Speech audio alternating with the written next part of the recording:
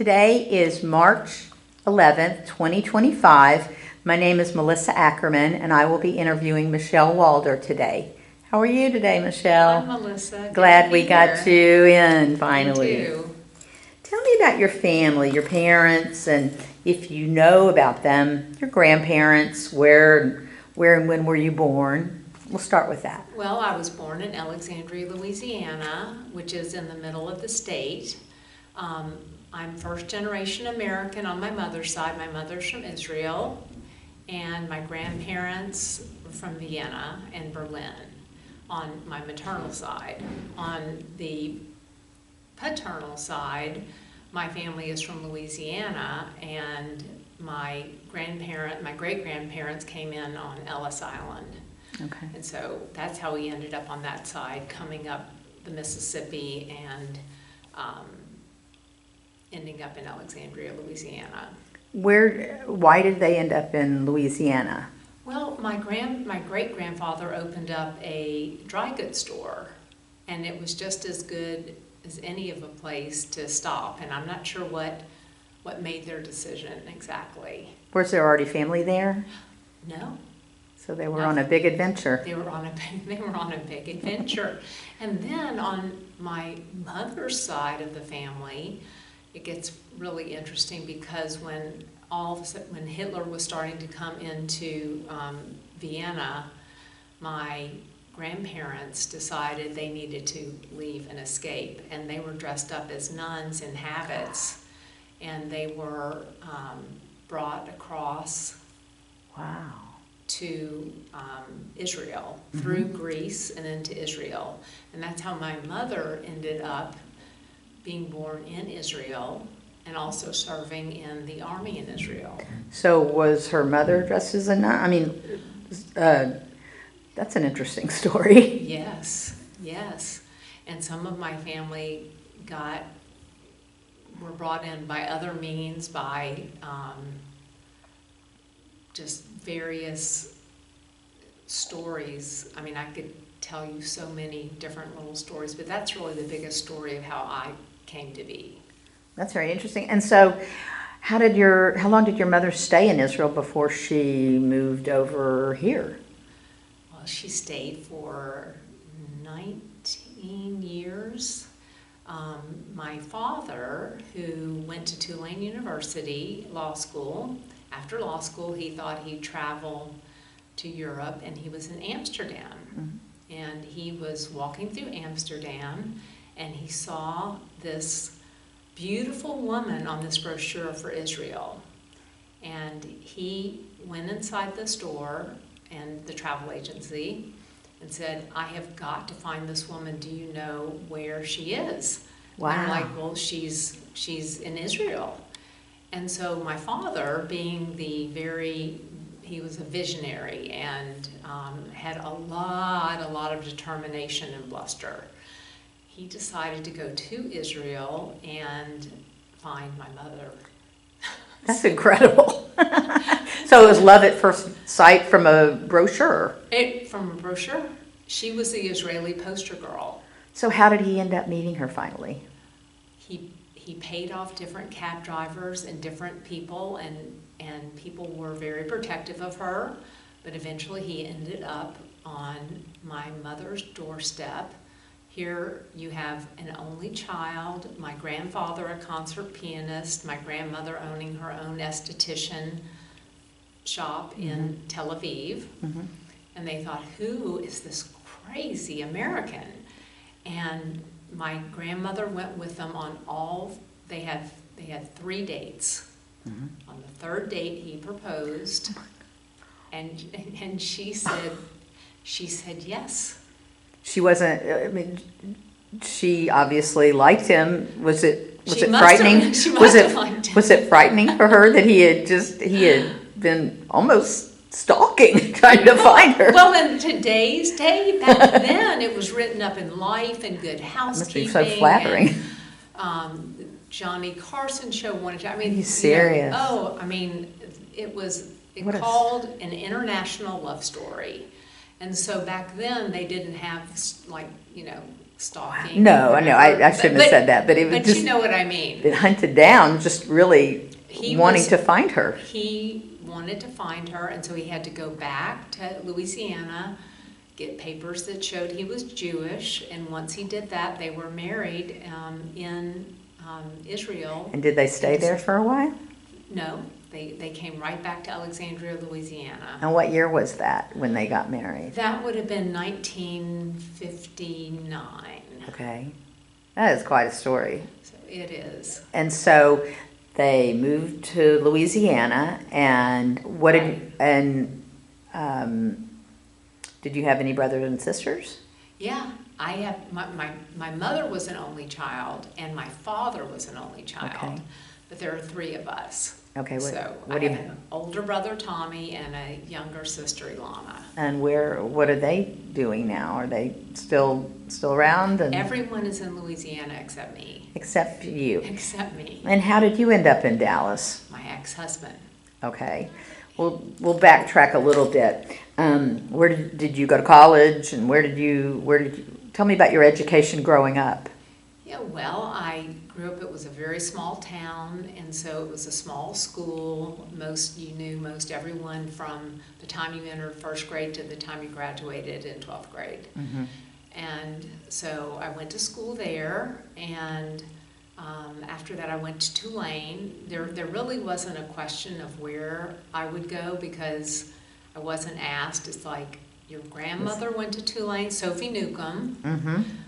Your grandfather, your brother, and so that's where you're going. Okay. there was no questions about it or anything like that. What did you study while you were there? I studied communications. Okay. So I got my BS in communications. Okay. And I had a wonderful, wonderful time at Tulane. My college roommate was from New York City. Mm. And so we were just put together as freshman year roommates. I had no idea about New York or the big city, and she had no idea about more rural living, mm-hmm. I guess you would say. But we ended up being best friends, and I was the maiden of honor in her wedding, and she was the maid of honor in my wedding. So nice. Do you still keep up with each other? Oh, yes. We talk, we text.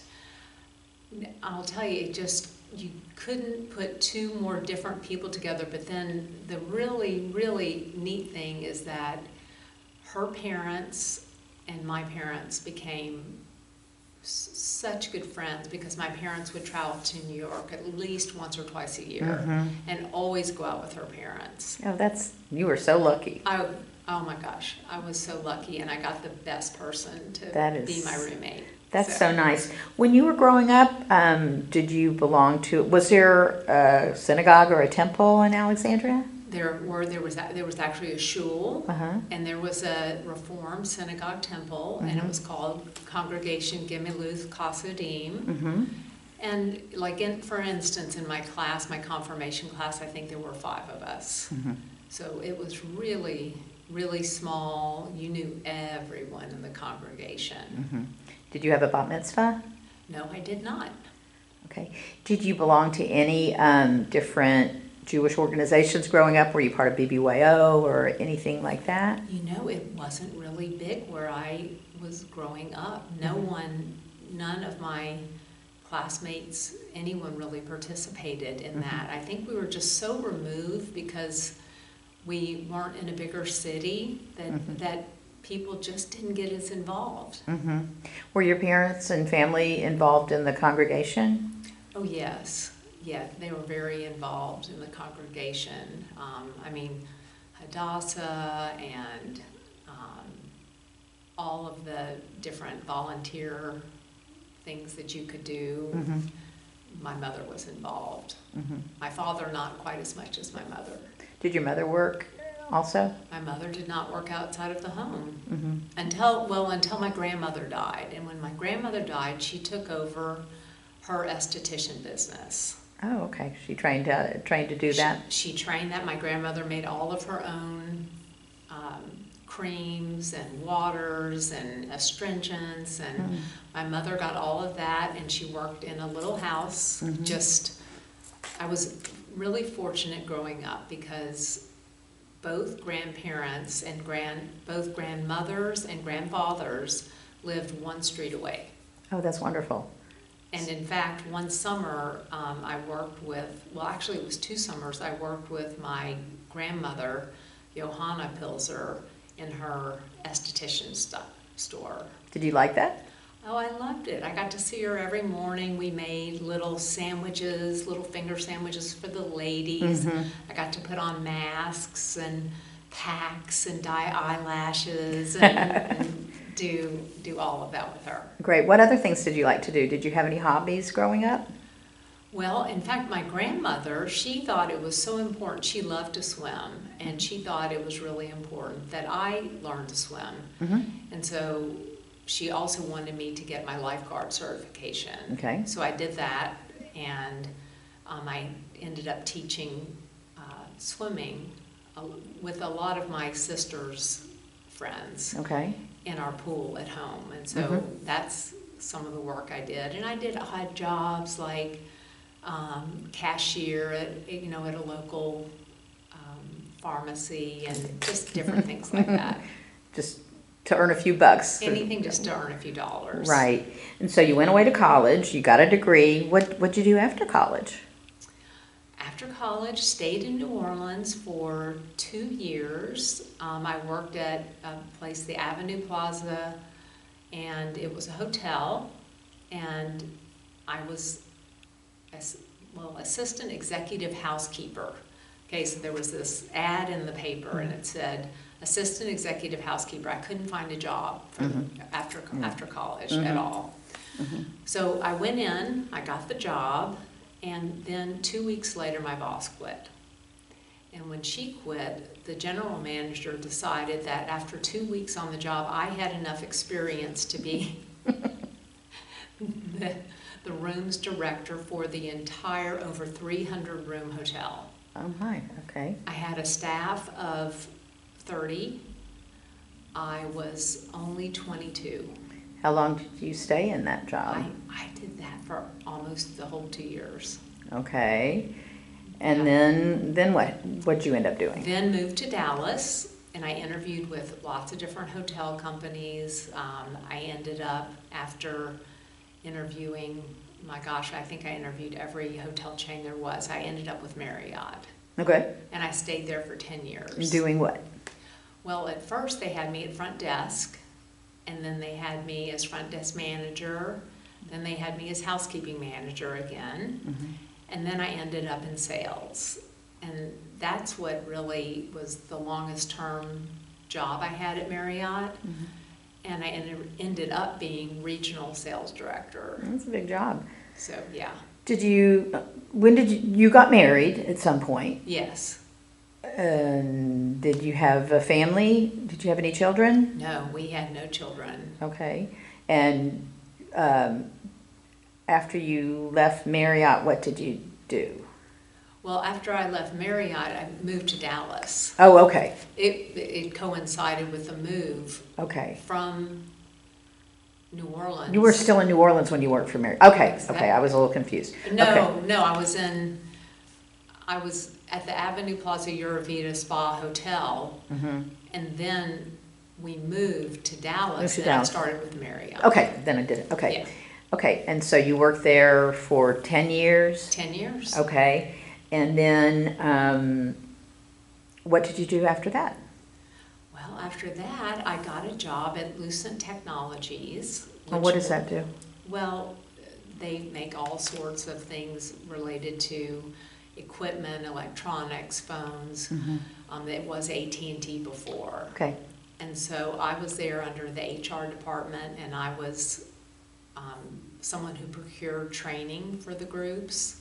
Like, I was head of the project managers, and so I would bring in whatever the competencies that were needed to be a project manager. I would bring in trainers.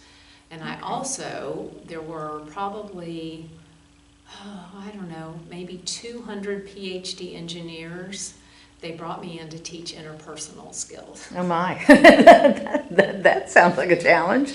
It was very challenging. They called me the California girl because they thought it was all very, very feely and, you know, a little woo-woo that I was teaching how to communicate and why would that be important for their jobs. But the people who got promoted were people who had technical skills as well as, you know, communication skills. So I did that. Did you enjoy that? I did. Is that when you wrote some books, or was this later in your life? This was later in life. Okay, well, let's fill me in on some of the other things that have happened in your life that after you were training all those PhD Yes. to have feelings and then work with have relationships in the working Right. Arena. Right. So. Well, so I did that. I left one day to get a mammogram. I was 37 years old, and I left not thinking anything of it. Went, got my mammogram. They said, you need to stay and speak to someone. I found out I had breast cancer. What stage at that point? It was stage 1. Okay. So I found out that I had breast cancer, and I never went back to work because I was getting ready for treatments. And you were 37. 37. Any history in your family of breast cancer? My mother died of ovarian cancer. Okay. And she was very young. She was only 54. Okay. So not exactly breast cancer, but they're related. They're related, yeah. They're related.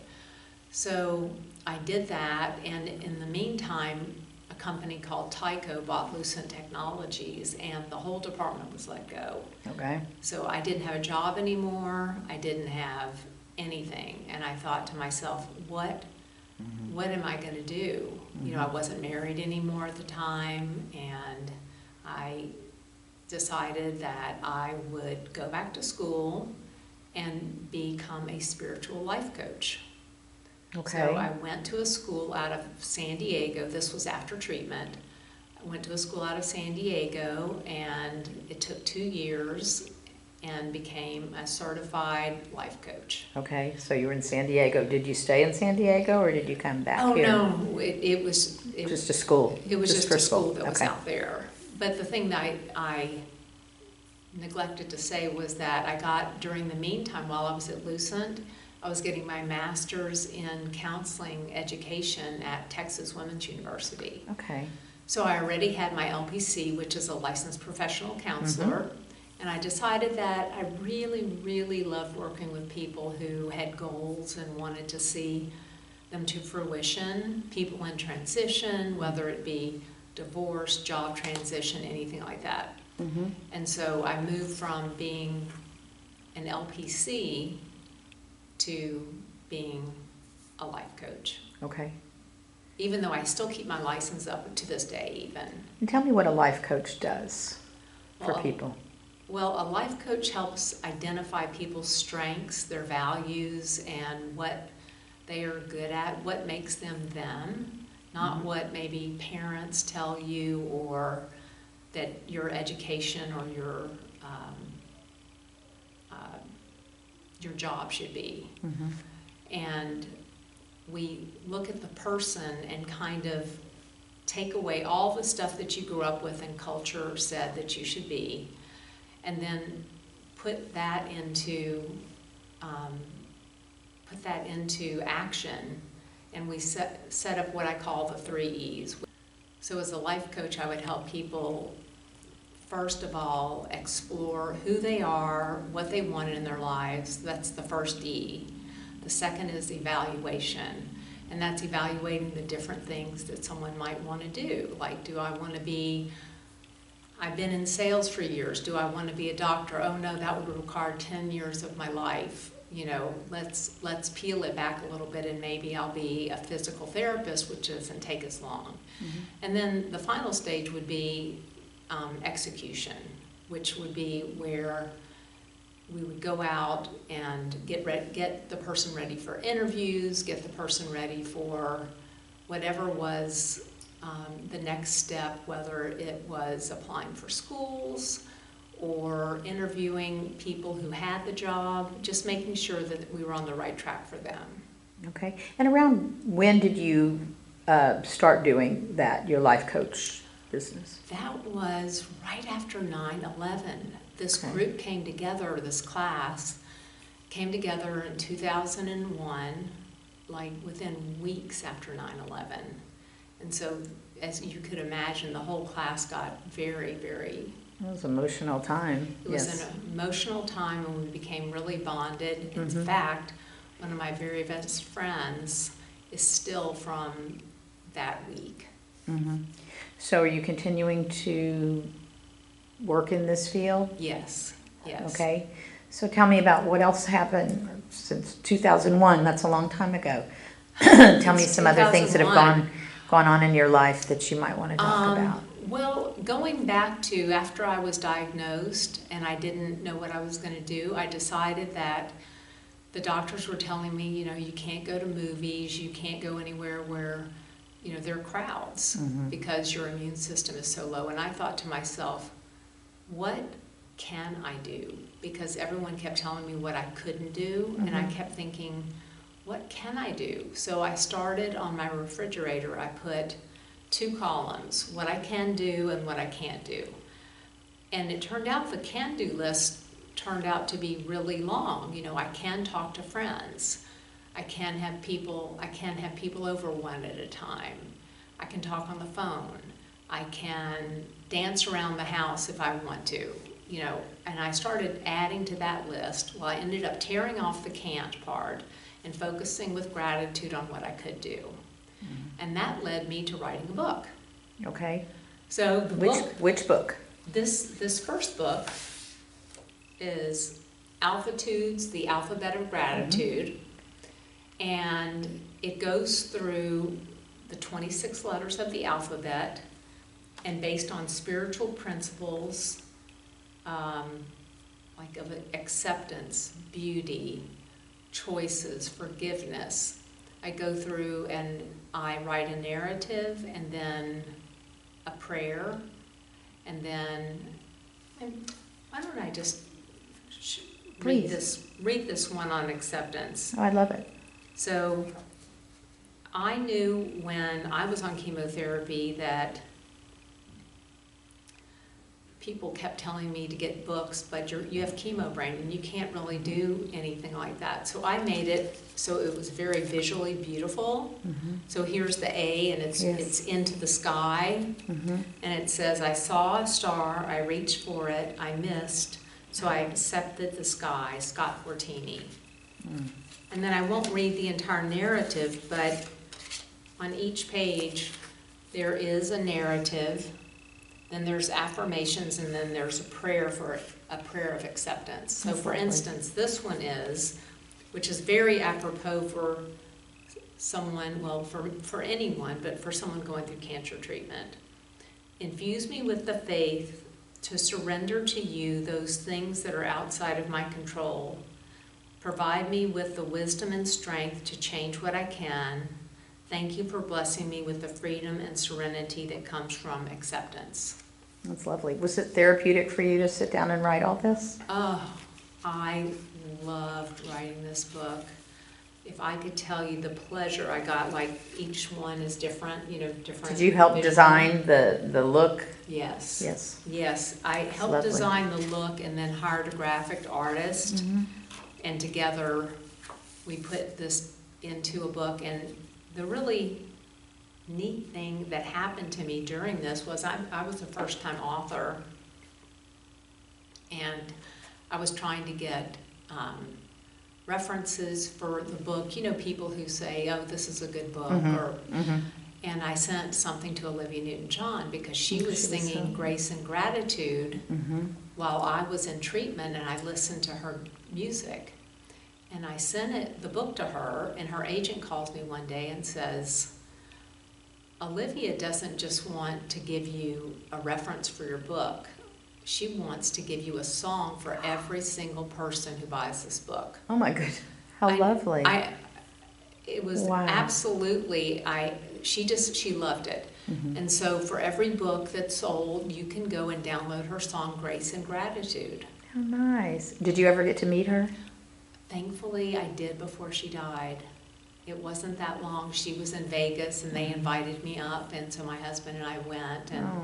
she was just as lovely in person as she seems as her persona. She was just as gentle and sweet as you would imagine. That's lovely. What a Yeah. nice thing. So you have another book there too. Yes. Tell me about that. So this book came a lot later. This book is called Walking by Starlight, A Healing Journey Through Cancer. Mhm. This book was written 2000, gosh, the books were at least 8 years apart. Okay. When I was diagnosed with more advanced cancer, that was in 2011. And at the same time, I decided to work with a poetry therapist. And in these poetry I sessions... didn't know there was a poetry therapist. Is it like a most poetry tutor, or what is it?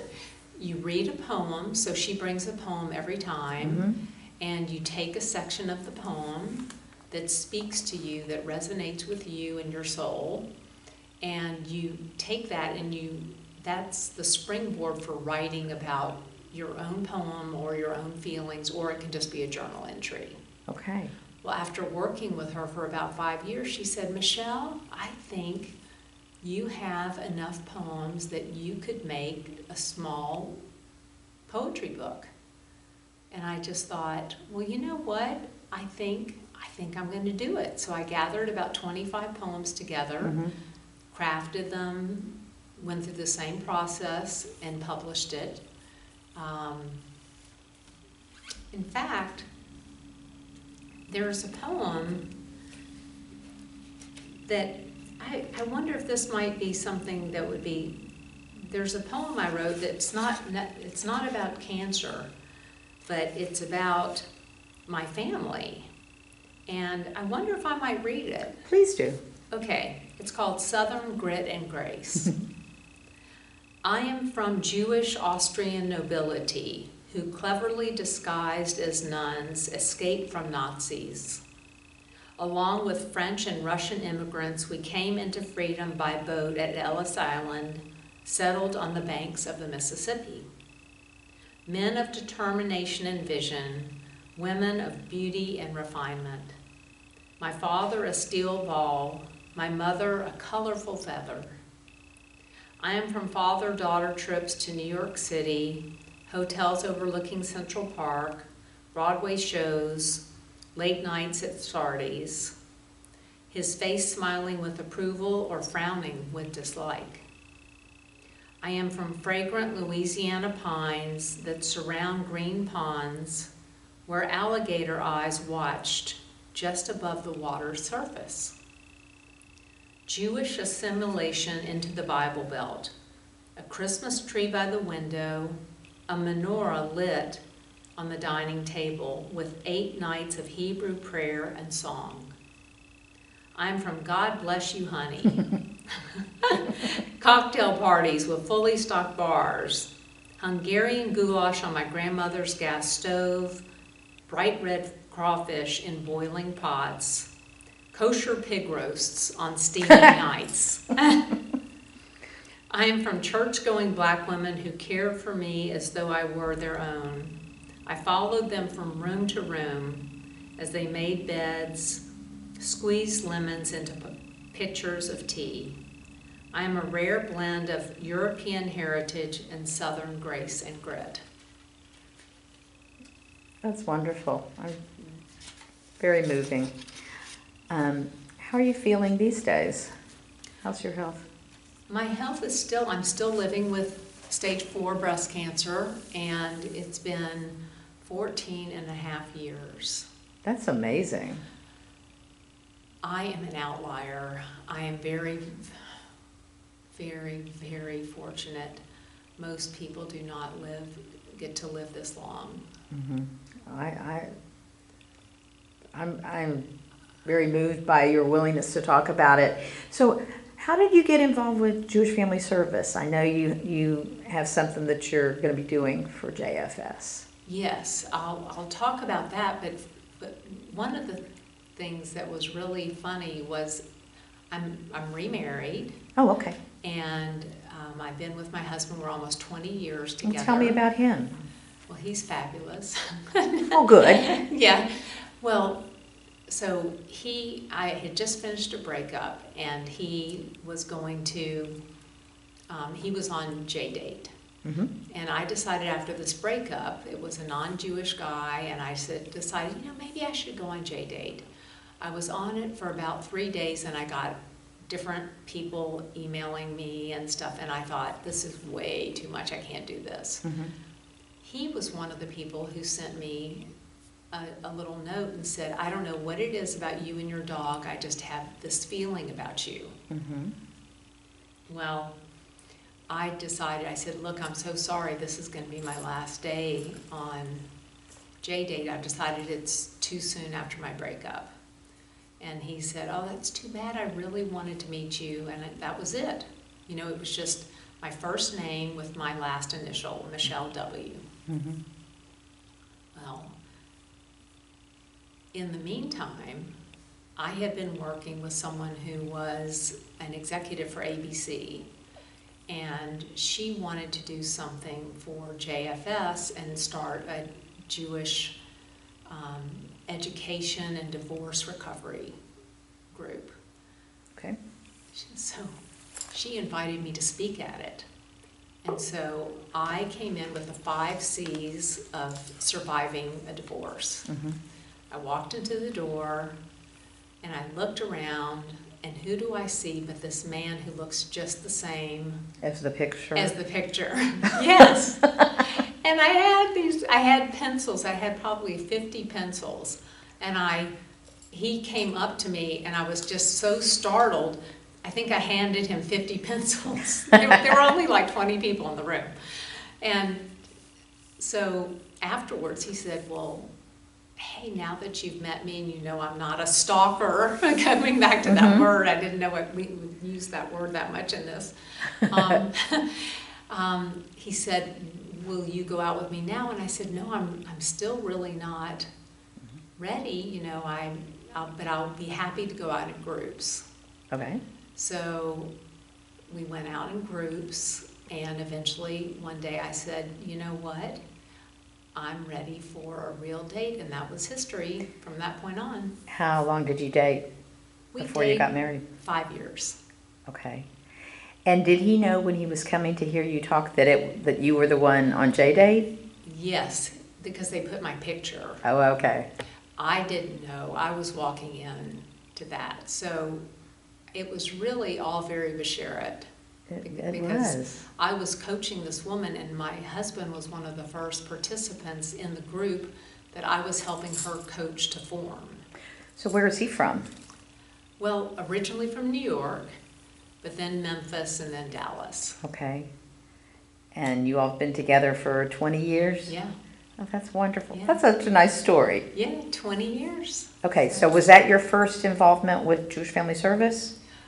Or had you already been familiar with the agency? I had done some career workshops there before, and I had also done in their financial and career services, you can help people try to find jobs, Right. and I had also volunteered in that area before. Mm-hmm. So JFS has been very, very good to me. I got a husband. Coincidentally. I know, That's coincidentally. so nice. So your involvement with JFS has been going on for quite a while. It has, and going back to the my involvement with JFS, when I first got diagnosed with later stage breast cancer, at the time I couldn't work. I was dealing with very, toxic treatments. Mm-hmm. My husband was barely holding on to his job because we were going to so many doctor's appointments, radiations, Very treatments, demanding. procedures. So, money was tight. Mm-hmm. And I walked into JFS, and my counselor was Beth Bruto. I knew I needed help because cancer is not just a physical thing. It is very much an emotional and mental struggle. And it affects the whole family. And so I walked in, and I remember having the best session with her and just loving what she had to offer as a counselor. She does the breast cancer support groups, doesn't Yes, she? she does. Yes. Yes, she does. I walked out, and I went to the checkout stand, and I said, "How much do I owe?" She said, "Oh, you don't owe anything." And I said, "What do you mean I don't owe anything?" Well, I went back and just knocked on the door lightly to ask Beth about what was going on. And she said, "Michelle, a woman, Ann Rosenberg, has given a grant to all women going through breast or ovarian cancer where they don't have to pay for counseling services." And it just, it touched my heart so greatly, because we couldn't really afford at that time, with me not working and with him he almost did lose his job because of how much he was out. So what I've decided to do is donate a fairly large amount of money to Jewish Family Services, to the breast and ovarian cancer departments and groups or whatever they have, so that no one will have to pay for services. So you're paying it forward. I'm paying it forward. What was given, the relief and the heart, what I really wanted was what I got. I had this lovely woman who gave a grant to Jewish Family Services so that no survivor of breast or ovarian cancer would have to pay for mental health services. And that's something that is so greatly needed during that time. So what I decided to do was to give my own sizable donation to Jewish Family Services so that I could pay it forward, and no one would have to worry about the finances that are involved, especially during a time of such strife when you're dealing with health issues. So that is kind of what kind of closed the loop on my JFS experience, to have been the recipient of such generosity and heart and love, and then to give back. That's wonderful. Have they already started doing that, or is it something that's in the works? It's something that's in the works. That's wonderful. Who were your role models growing up? I would have to say my grandparents. Why? Well, my mother's mother, she would get up at 5 in the morning. She didn't drive. She would ride her bike over to the YMCA, swim laps. She was just like a fish, too. She would swim laps. She would come back. She was such a hard worker. I had never seen a woman work so hard. I mean, she would come back, she would make up the creams and the astringents and all the things for the ladies that were coming over. And I got to see all of that when I worked with her in those summers. Her dedication and her work ethic were, I just had never seen that before, because my mother was, a homemaker, so she was in the home. And I had never seen a woman work so hard. And I thought to myself, when I saw her work that hard, and how she was her own independent woman, I thought, I want to be like her. Was she able to live to see your success? No, she didn't live long enough to release. She died when I was at the Eurovita Avenue Plaza Spa and Hotel. Okay. Yeah. But she did get to see me teach all those little kids swim lessons when she got me the Red Cross certificate, the little certificate they gave that you're a lifeguard. So she did get to see that. I was much, much younger. Yes. But she did get to see that. Did you continue to swim? Do you still swim? I love swimming. Swimming is one of my favorite things to do. You Yes. still do? Yes, I Good. still do. Okay. And my other grandmother, I got to see her. She was a homemaker as well. But the thing that I learned from her was really how to listen. You know, there's nothing like a grandparent. And, you know, I would go, they had the little twin beds side by side, my grandmother and my grandfather. And I would go sit on the end of her bed, and whatever was going on with you was what she wanted to hear about. She didn't want to say anything about herself. What's happening in your life? Tell me about you. You know, and whenever anything would go wrong, or I would have, you know, the little travails of a teenager or whatever, I would go. In fact, one time I ran away to her house. It was only a block away. Yeah. My parents knew where I was. Okay. But They didn't send out the police looking for you. They didn't send out the police. It was pretty evident where I was. My bike was right there on her front porch. So, So are you still doing your coaching business? I'm still doing my coaching business. It's something I was meant for. I mean, I just love encouraging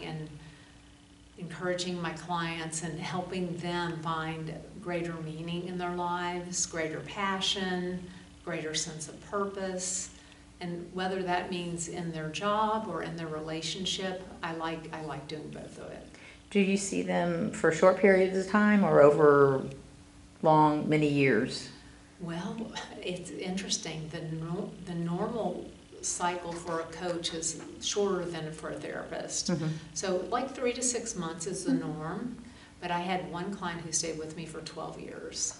Do they keep up with you and let you know how they're doing? Yes, they do, and That's I nice. love getting updates. That's nice. Love that. That's nice. Well, are there any other things that you would like to talk about that we haven't covered?